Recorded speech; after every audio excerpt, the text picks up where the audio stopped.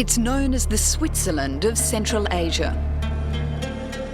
Kyrgyzstan, small, mountainous, and with a policy of neutrality.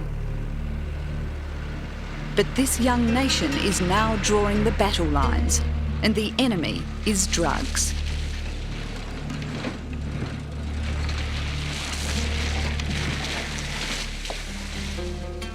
This is what's known as the roof of the world, the Pamir Mountains, with peaks soaring to more than 7,000 metres. The terrain here is as brutal as it is breathtaking. During winter, temperatures plunge to minus 40 degrees Celsius, and snow covers all mountain passes, bar this one, the route the locals call the Road of Life. Nowadays, it's more like a road of death, the new opium smuggling route feeding the global market.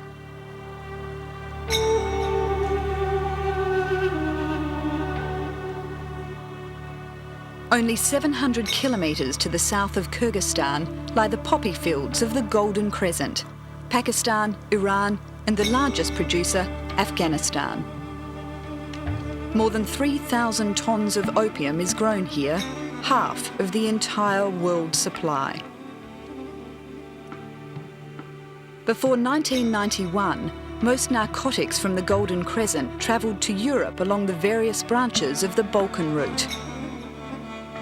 Since the lifting of the Iron Curtain, however, much of this traffic has been rerouted through the newly independent and chaotic states of Central Asia.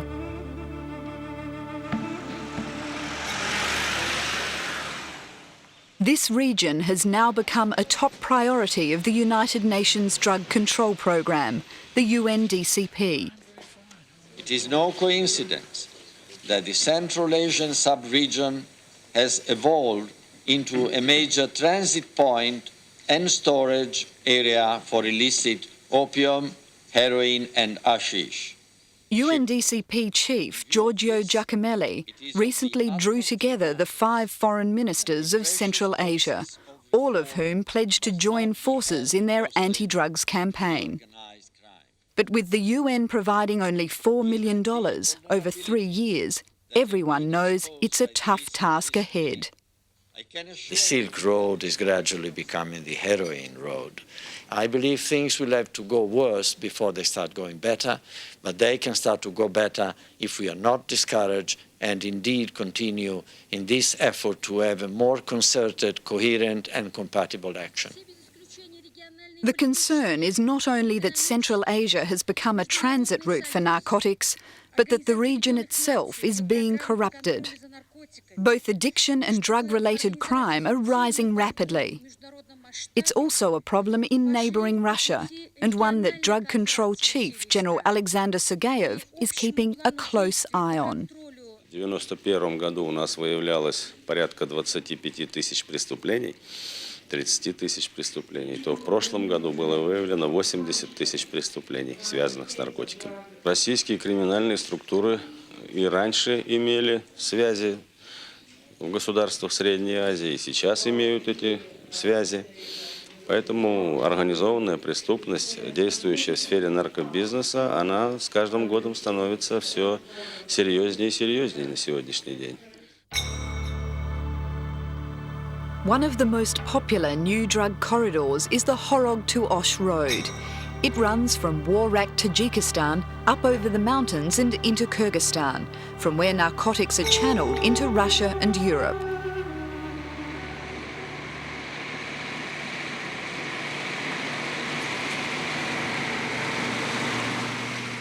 Once an offshoot of the ancient Silk Route, today this is still the major thoroughfare over the Pamir Mountains. We joined the road just after it crosses into Kyrgyzstan. Between here and Osh, there are 6 checkpoints.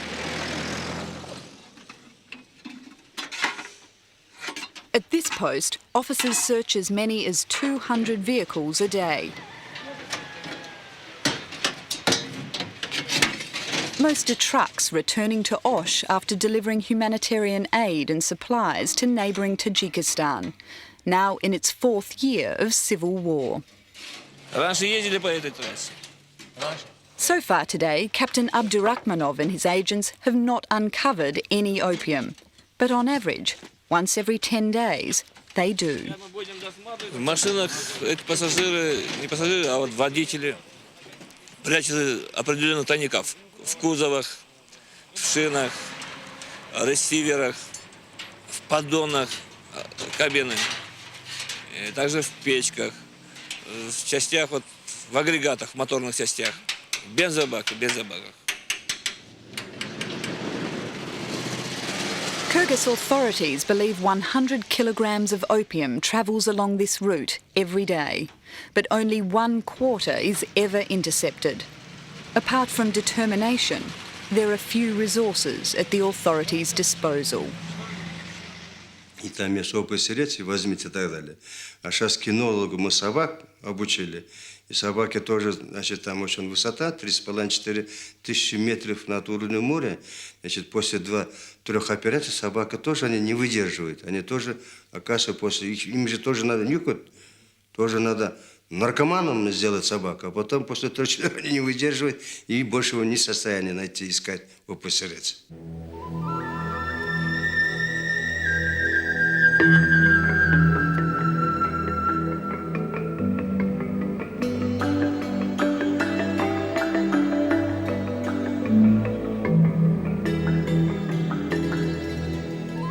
Kyrgyzstan is one of the most mountainous countries on earth.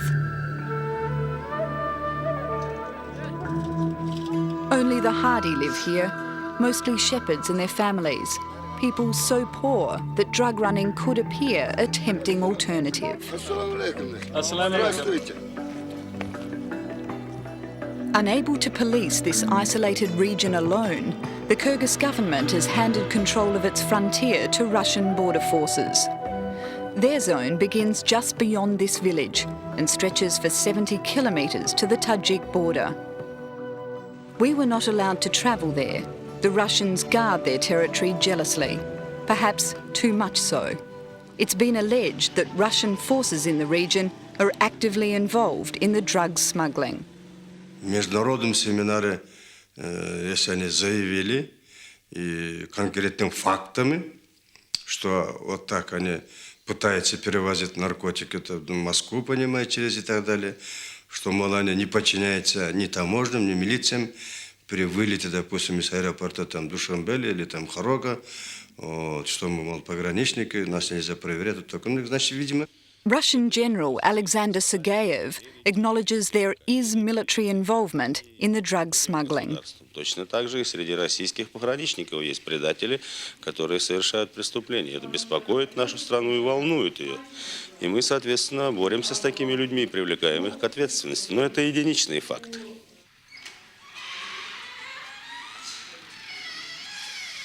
Of course, it's not just the military and international syndicates which are involved. The drug trade is carried on the backs of the poor and the desperate. People like Azarabek and Awazbek, who now face 15 years in jail.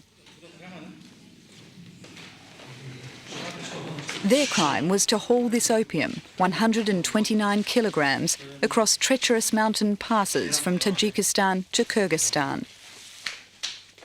Originally, there were 8 in their party. 2 turned back because of snow blindness, and the other 4 escaped police capture. Биринчиден бизде акча иш жоктун негизинен болгондо ошол негизи мактатыбыз. Иш жок. Карыз акчалар бар да ошон кутулушта ошол жолдун чечтик да. Өзүңдүн жаман сезесиң да. Мындан кийин ишке барбасам деп ойлонуп ошол. Жаман жолду тандап алыптым деп өзүбүздү. Родных трудно. Ну, вина так, она должна была быть, да? Ну, больше нечем заняться. Семью-то кормить надо как-то. И вот этим способом решился на такой путь. Где-то 50% людей сейчас занимаются этим. Этим только способом они живут.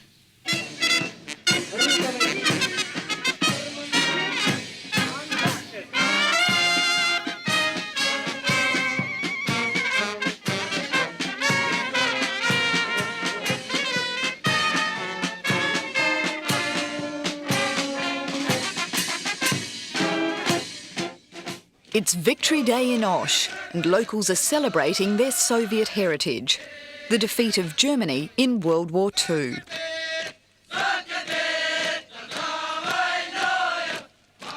Now independent, Kyrgyzstan is still coming to terms with its newfound freedom, all its opportunities and its evils.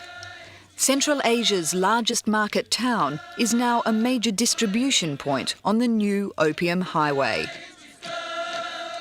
The amount of opium seized here has risen 30-fold in just 3 years.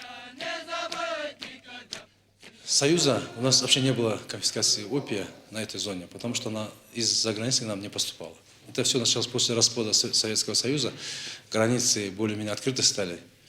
И после распада Союза там в Таджикистане осложнение обстановки было. И после этого к нам пошло. Поступление опия у нас началось с 1993 года. In this room is all the opium seized by Osh authorities since 1993, more than 1 tonne. In Afghanistan, this opium would sell for $100,000 US.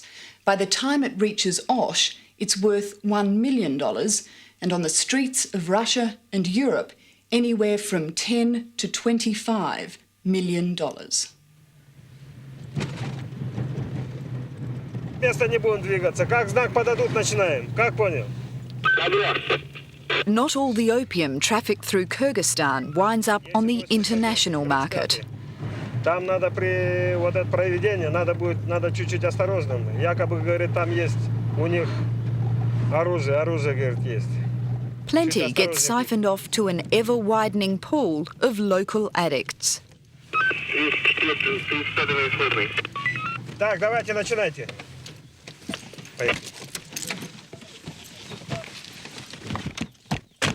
In Bishkek, the nation's northern capital, Chief Lieutenant Tamir Turumbekov and his men are raiding a suspected dealing house, under surveillance now for 2 weeks.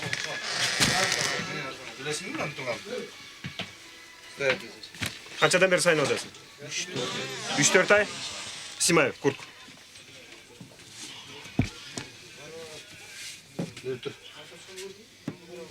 Мынау. Тигенді да. Выше подним бей. Смотри. Between 15 and 20 new drug files are opened each day in Bishkek, many the result of raids such as this. 3 месяца употребляют наркотики. Вот. Приобретают где-то здесь первый папаша, кто приносит наркотики. И вот смотрите. Семей нету, разошлись все. Вот это все, как говорится, его добро. И он проживает здесь, нигде не работает. Фамилия как? Идрисов. Фамилия Идрисов. С какого года рождения? 65-го. 65-го года рождения. Вот это с кармана нашел. Вот отсюда. Отсюда она? Что это такое? Что? Опиум. Это опиум. Слышали? Что это такое? Опиум. Опиум? И продают тоже. По нашим информациям, здесь и сбываются и наркотики. Сбываются наркотики только не таким размером, крупным, там, килограммами. Я потом же беру здесь и здесь же колется. Increasingly, addicts are injecting opium rather than smoking it. Берут все полностью, потом его вот сюда вот скоблят, наливают воду сюда, воду, ставят костер, потихоньку на костре мешает и получается как? In this nation of only 5 million people, there may already be as many as 30,000 opium users. Кубов. 4 кубов в день употребляют 1 раз сюда.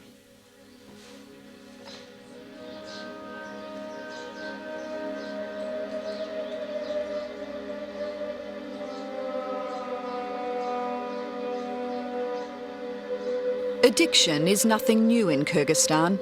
This state-run hospital in Bishkek has been treating drug and alcohol patients for more than 20 years. But whereas once the substance of abuse was hashish, now it's opium, and the patients are getting younger. Igor is 20 years old.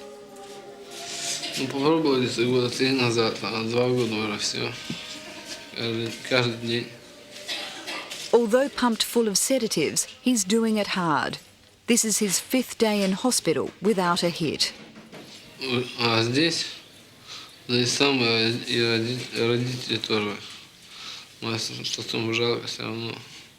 Здесь сам уже не мог. Каждое утро встаешь, вот такой еле там доползешь до кого-нибудь. Все.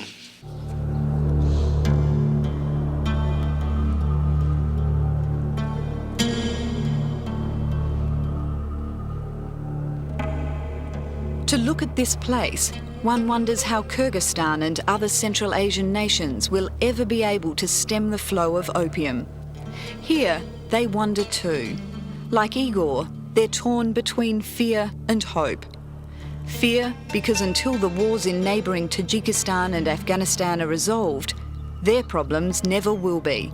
And hope because without that, the future of many millions of people throughout the world will be no future at all.